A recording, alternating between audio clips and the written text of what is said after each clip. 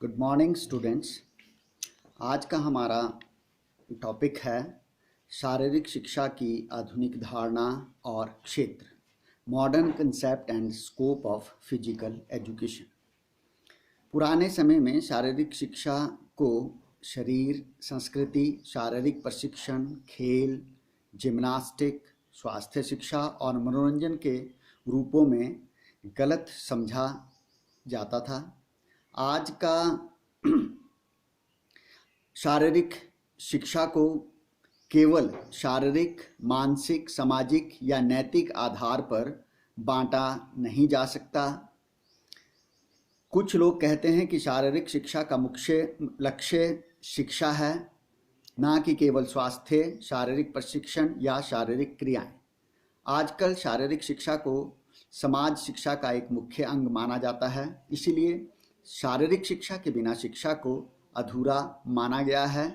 यही कारण है कि सीबीएसई नई दिल्ली ने सभी विद्यालयों में शारीरिक शिक्षा को एक अनिवार्य विषय के रूप में लागू किया है।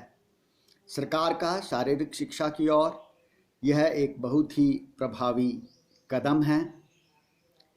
कितने ही शिक्षा शास्त्री ऐसे हैं जो शारीरिक शिक्षा को सामान्य शिक्षा का अभिन्न अंग मानते हैं।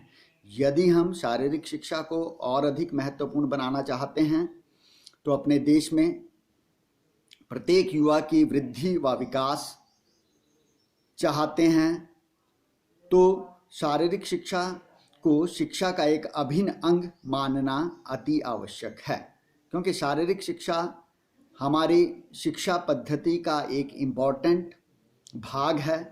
इसके बिना शिक्षा पद्धति अधूरी है। शारीरिक शिक्षा एक विशेष क्षेत्र नहीं है, बल्कि यह एक सामान्य शिक्षा है जो प्रत्येक व्यक्ति के विकास के लिए अति आवश्यक है। शारीरिक शिक्षा का क्षेत्र।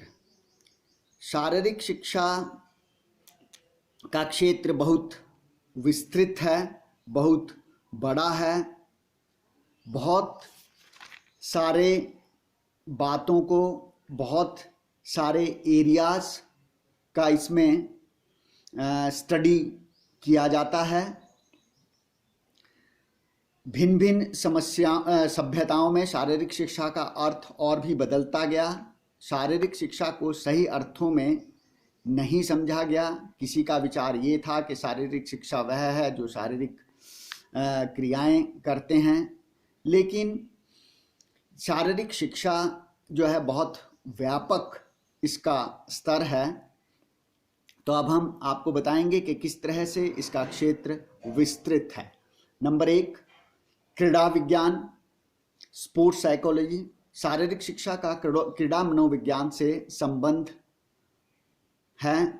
हम शारीरिक शिक्षा को जो हम खेलों में विद्यार्थियों का व्यवहार होता है उसका अध्ययन हम करते हैं।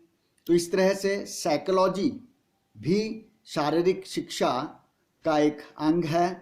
यह साइकोलॉजी को हम शारीरिक शिक्षा में पढ़ते हैं, इसीलिए उसको स्पोर्ट्स साइकोलॉजी कहा जाता है। क्रीड़ा समाज विज्ञान शारीरिक शिक्षा की यह एक दूसरी शाखा है, क्योंकि शारीरिक शिक्षा या खेलों में व्यक्ति ग्रुप्स में रहता है, कैंप्स अटेंड करता है, खेलने के लिए बाहर जाता है। तो बहुत सारी ऐसे क्वालिटीज़ हैं जो वो खेलों के माध्यम से एक अच्छे सामाजिक प्राणी के रूप में सीखता है। तो इस तरह से स्पोर्ट्स सोशियोलॉजी भी हम शारीरिक शिक्षा में उसके बारे में अध्ययन करते हैं, उसके बारे में ज्ञान प्राप्त करते हैं। क्रीड़ा शरीर विज्ञान, स्पोर्ट्स फिजियोलॉजी शारीरिक शिक्षा और खेलों में, क्योंकि शरीर से संबंधित है, तो शरीर के क्रियाकलाप, शरीर के अंग, हमारे शरीर की बहुत सारी प्रणालियाँ किस तरह से कार्य करती हैं, इस सब के बारे में भी हम ज्ञान प्राप्त करते हैं। क्रीड़ा चिकित्सा, स्पोर्ट्स मेडिसिन, खेलों में इंजरीज होती हैं, खिलाड़ियों को चोटें लगती हैं, तो किस तरह से उनका प्रभावी इलाज किया जाता है, कौन कौन सी दवाइयाँ हैं, डाइट किस तरह की होनी चाहिए, तो ये सब भी हम शारीरिक शिक्षा में इनका अध्ययन करते हैं। जैव यांत्रिकी या बायोमैकेनिक्स, यह भी शारीरिक शिक्षा का एक अंग है, या हम कह सकते हैं कि शारीरिक शिक्षा में हम इसका भी अध्ययन करते हैं, क्योंकि खेल क्रियाओं में प्राय प्रयोग में जो इक्विपमेंट्स लाए जाते हैं, किस तरह का इक्विपमेंट किस खेल में कितना लाभप्रद होगा, उसका एंगल होना चाहिए, क्या उसका पैराबोला होना चाहिए, तो इस बारे में जो है हम शारीरिक शिक्षा में इसका अध्ययन करते हैं, जो कि बायोमैकेनिक्स में आता है। दर्शन या फिलॉसफी, यह शाखा शारीरिक शिक्षा को व्यावसायिक ज्ञान के संबंध में जानकारी उपलब्ध करवाती है। इसके माध्यम से शारीरिक शिक्षा के भाव महत्व जानने के लिए सहायता मिलती है, और शारीरिक शिक्षा में लोग उच्च अध्ययन करते हैं। मानव मिति या एंथ्रोपोमेट्री, यह शाखा व्यक्ति की शारीरिक लंबाई, चौड़ाई, हड्डियों तथा जोड़ों के घेरे के प्रति जानकारी मिलती है। यह सभी खिलाड़ी की योग्यताओं को दर्शाने में सहायता करती हैं कि किस तरह से वो कौन सा खिलाड़ी कहाँ पर किसका यूज हो सकता है, तो वो हम एंथ्रोपोमेट्री के द्वारा उसमें अध्ययन करते हैं।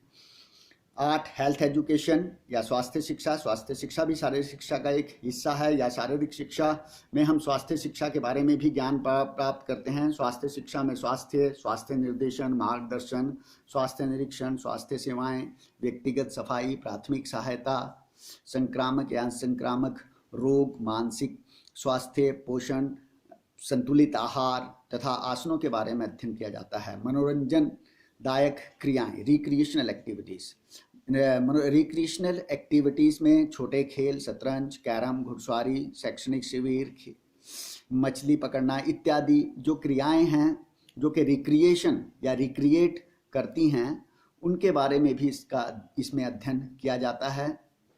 10 ताल संबंधी व्यायाम, रिदमिक एक्सरसाइजेस, ताल संबंधी क्रियाएं शारीरिक शिक्षा का एक इम्पॉर्टेंट भाग है। इस प्रकार जितनी भी ताल से संबंधित क्रियाएं हैं, चाहे वो जिम्नास्टिक की है, लेजियम है, डंबल्स हैं, मांसपेशी है, मार्च पास्ट, नृत्य इत्यादि, उसका भी हम इसके अंतर्गत अध्ययन करते हैं। आत्मरक्षा संबंधी क्रियाएं, सेल्फ डिफेंस एक्टिविटीज़, आत्मरक्षा संबंधी क्रियाएं भी शारीरिक शिक्षा के क्षेत्र का एक हिस्सा हैं। इसके अंतर्गत judo, karate, taekwondo, trekking, hiking, आत्मरक्षा संबंधी क्रियाएं आती हैं। नेक्स्ट है यौगिक क्रियाएं, यौगिक एक्टिविटीज़। यौगिक क्रियाएं जैसे योगासन, प्राणायाम, जलनेति, सूत्रनेति, धोती क्रिया, नौली क्रिया आदि भी शारीरिक शिक्षा के क्षेत्र में सम्मिलित हैं। विद्यार्थियों को इसका ज्ञान दिया जाता है। तो इस तरह से हम देख सकते हैं कि शारीरिक शिक्षा का कार्यक्षेत्र काफ़ी व्यापक और विशाल है। अन्य शब्दों में हम कह सकते हैं कि शारीरिक शिक्षा विस्तृत आधार वाली शिक्षा है, इसका क्षेत्र काफ़ी विस्तृत है। वर्तमान समय में शारीरिक शिक्षा की बहुत आवश्यकता है। यह व्यक्ति की योग्यताओं के क्षेत्र को भी विस्तृत करती है तथा व्यक्ति एवं समाज के जीवन को समृद्ध करती हैं। Thank you.